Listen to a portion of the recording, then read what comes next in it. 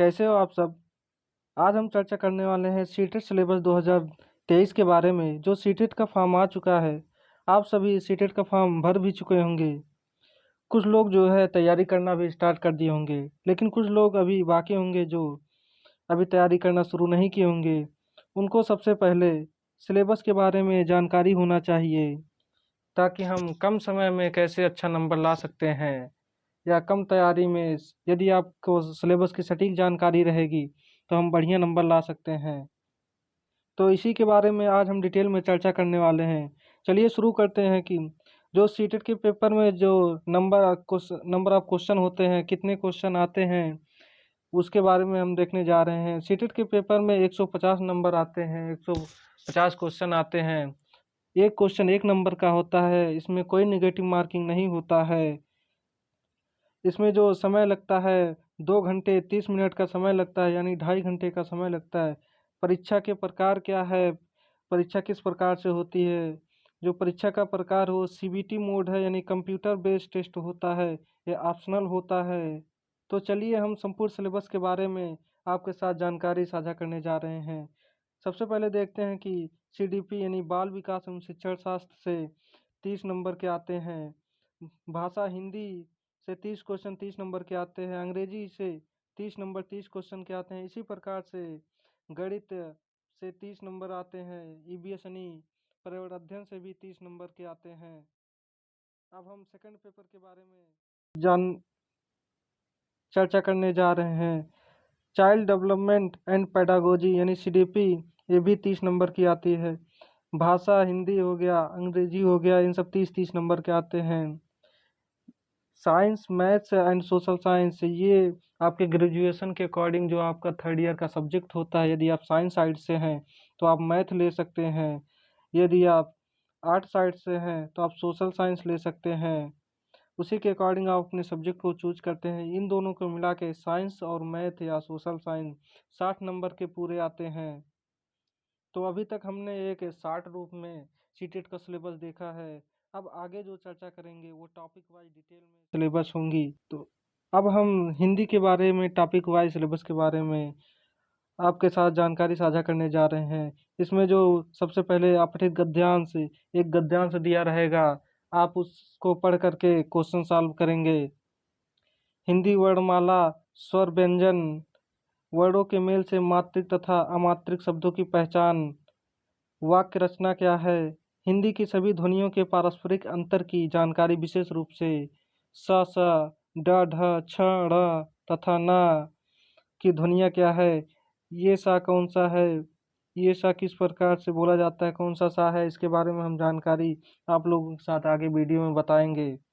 हिंदी भाषा की सभी ध्वनियाँ, वर्णों, अनुस्वार, अनुनासिक एवं चंद्रबिंदु में अंतर क्या है। अनुस्वार होता है ये होता है चंद्रबिंदु, इन दोनों में क्या अंतर होता है, इसके बारे में हम आगे डिटेल में आपके साथ चर्चा करेंगे। संयुक्त अक्षर एवं अनुनासिक ध्वनियों का प्रयोग से बने शब्द क्या होते हैं। संयुक्त अक्षर का मतलब होता है श्रा, ज्ञा, स, ये सब क्या होता है, इसके बारे में आगे हम डिटेल में जानकारी साझा करेंगे। सभी प्रकार की जो मात्राएं होती हैं उसके बारे में जानकारी होनी चाहिए। विराम चिन्ह जैसे अल्प विराम हो गया, अर्ध विराम, पूर्ण विराम, प्रश्नवाचक, विस्मयादिबोधक आदि चिन्हों का प्रयोग हम कैसे कर सकते हैं, किस जगह पे करेंगे। विलोम, समानार्थी, तुकांत, आतुकांत, समान ध्वनि वाले शब्द क्या हैं। संज्ञा, सर्वनाम एवं क्रिया विशेषण के बारे में, जो संज्ञा कितने प्रकार की होती है, क्रिया क्या होता है, क्रिया विशेषण क्या होता है, इसके बारे में हम वीडियो के माध्यम से आप तक जानकारी प्रोवाइड कराएंगे। वचन, लिंग एवं काल क्या होते हैं, कितने वचन होते हैं, कितने प्रकार के लिंग होते हैं, काल कितने प्रकार के होते हैं, इसके बारे में हम जानकारी साझा करें। प्रत्यय, उपसर्ग, तत्सम एवं देशज शब्दों की पहचान एवं उनमें अंतर क्या है। प्रत्यय शब्द के कहाँ लगता है, आगे लगता है या पीछे लगता है, उपसर्ग कहाँ लगता है, इसके बारे में हमें पूरी जानकारी होनी चाहिए। लोकोक्तियाँ एवं मुहावरे के अर्थ के बारे में जानना है। हिंदी में जो शिक्षण शास्त्र से क्वेश्चन आते हैं उसको हमने खंड खा से इंडिकेट किया है, ताकि आप लोगों को आसानी से समझ में आ सके। अधिगम और अर्जन भाषा अध्ययन के सिद्धांत क्या है? सुनने और बोलने की भूमिका, भाषा का कार्य तथा बालक इसे किस प्रकार एक उपकरण के रूप में प्रयोग कर सकता है? बालक अपनी भाषाओं का कैसे प्रयोग कर सकता है? अभी तक हमने हिंदी के संपूर्ण सिलेबस के बारे में देखा है। अब चलिए गणित के बारे में देखते हैं। ज्यामिति, आकार और स्थानिक समझ क्या है? हमारे चारों ओर विद्यमान ठोस पदार्थ, संख्याएं संख्याएं जैसे 1 2 3 हो गया, गुणा करना, विभाजन क्या होता है, मापन, भार, समय से क्वेश्चन आते हैं, परिणाम, आंकड़ों का प्रबंधन क्या होता है। तो अब चलते हैं गणित में जो पेडागोजी का सेक्शन आता है, पेडागोजी से जो क्वेश्चन, ज़्यादातर पेडागोजी से ही सीटेट में क्वेश्चन पूछे जाते हैं। यदि आपका पेडागोजी वाला पोर्शन महत्वपूर्ण है, मजबूत है, तो आप पेपर क्वालिफाई कर सकते हैं। खंड खा जो पेडागोजी का सेक्शन है उसे देखते हैं। अध्यापन और कला संबंधी मुद्दे, गणितीय तार्किक चिंतन की प्रकृति, बालक के चिंतन एवं तर्क शक्ति, पैटर्नों तथा अर्थ निकालने और अधिगम की कार्यनीतियों को समझना। पाठचर्या में गणित का स्थान क्या है, गणित की भाषा क्या है, सामुदायिक गणित क्या होती है, इन सब के बारे में हमें डिटेल में जानकारी होनी चाहिए। तो अभी तक हमने अब गणित के टॉपिक वाइज सिलेबस के बारे में जानकारी ले लिया है। अब चलते हैं ईबीएस यानी इन्वायरमेंटल स्टडीज के बारे में, जो पर्यावरणीय अध्ययन है उस सिलेबस के बारे में शुरू करते हैं। पर्यावरणीय अध्ययन से क्वेश्चन आते हैं, विज्ञान से आते हैं, इतिहास, भूगोल, नागरिक शास्त्र एवं पर्यावरण से क्वेश्चन आते हैं। अब देखते हैं ईबीएस में जो 6 थीम होती है जहाँ से ज़्यादातर क्वेश्चन पूछे जाते हैं, वह है परिवार, भोजन, स्वास्थ्य एवं स्वच्छता, आवास, स्थानीय पेशे से जुड़े व्यक्ति एवं व्यवसाय, जल, यातायात एवं संचार, भारत की नदियों, पर्वत, पठार, महाद्वीप से भी क्वेश्चन पूछे जाते हैं, महासागरों से भी पूछे जाते हैं। हमारा प्रदेश यानी उत्तर प्रदेश की जो भी नदियां हैं उन सब के बारे में हमें जानकारी होनी चाहिए। संविधान से कुछ क्वेश्चन पूछे जाते हैं। शासन व्यवस्था, स्थानीय स्वशासन, नगर पंचायत, नगर पालिका, जिला प्रशासन, प्रदेश की शासन व्यवस्था क्या है, व्यवस्थापिका क्या है, न्यायपालिका, कार्यपालिका, राष्ट्रीय प्रतीक जैसे नेशनल फ्लैग क्या है हमारा, राष्ट्रीय पशु क्या है, राष्ट्रीय पक्षी क्या है, कुछ राष्ट्रीय दिवसों के बारे में पूछा जाता है, राष्ट्रीय एकता, पर्यावरण आवश्यकता, महत्व एवं उपयोगिता, सामाजिक दायित्व का बोध, पर्यावरण संरक्षण हेतु संचालित योजनाएं, जो भी पर्यावरण को संरक्षण करने के लिए जो भी सरकार योजनाएं चलाती है उन सब के बारे में हमें डिटेल में जानकारी होनी चाहिए। पर्यावरण के जो दिवस होते हैं उन सब के बारे में हमें जानकारी होनी चाहिए। अब देखते हैं जो पेडागोजी का सेक्शन आता है ईबीएस में शिक्षण शास्त्र का, उसके बारे में देखते हैं। पर्यावरण अध्ययन की अवधारणा और व्याप्ति, पर्यावरणीय अध्ययन का महत्व क्या है, एकीकृत पर्यावरण अध्ययन। अभी तक हमने ईबीएस के सिलेबस के बारे में टॉपिक वाइज में जाना है। अब चलते हैं हम लैंग्वेज जो होता है, एक संस्कृत, कोई संस्कृत ले लेता है अपने सुविधा अनुसार, कोई अंग्रेजी ले लेता है, उसी के अकॉर्डिंग ये संस्कृत का जो भी सिलेबस है उसको हम साझा करने जा रहे हैं। भाषा की समझ, आपको भाषा की समझ अच्छी तरह से होना चाहिए ताकि आप बच्चों को समझा सके।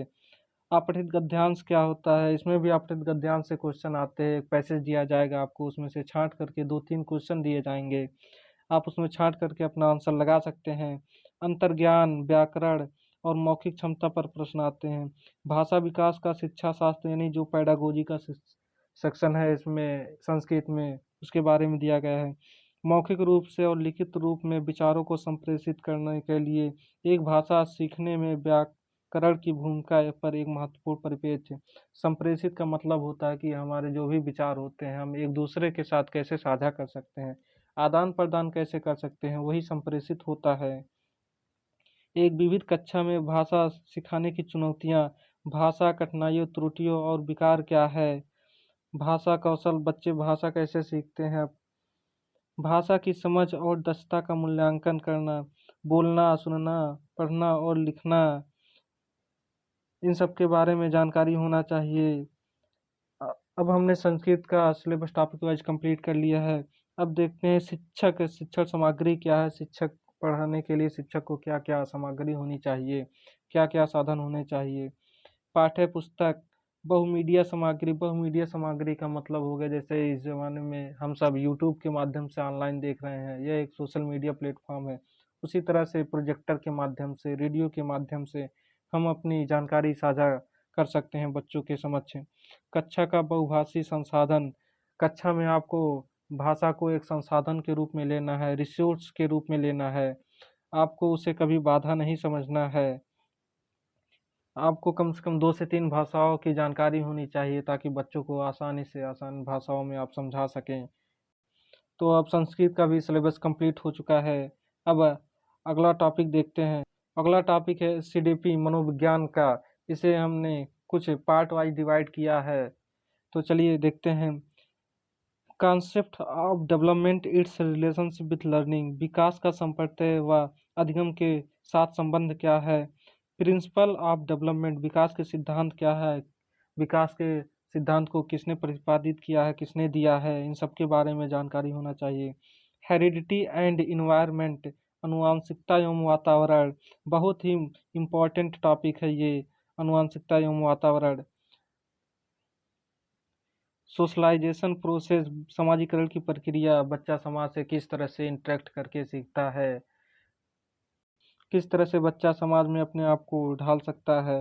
पियाजे, वाइगोस्की, कोहलबर्ग का सबके सिद्धांतों से भी ज़्यादातर क्वेश्चन पूछे जाते हैं।